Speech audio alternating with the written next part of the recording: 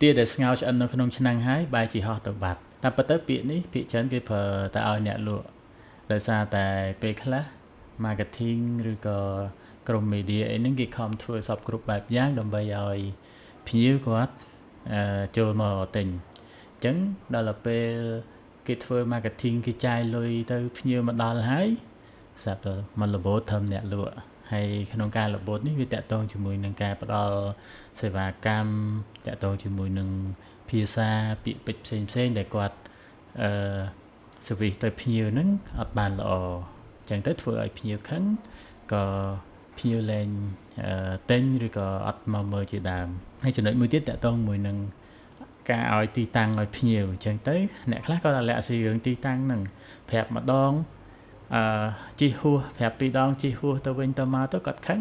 ក៏គាត់អត់មកដែរអញ្ចឹងចំណុចអស់ហ្នឹងគឺតាក់ទងជាមួយនឹងផ្នែកលក់ពិតជាសំខាន់មែនទែនដូច្នេះកុំឲ្យទាដែលស្ងោរឆ្អិនក្នុងឆ្នាំងហើយឲ្យវាហោះទៅបាត់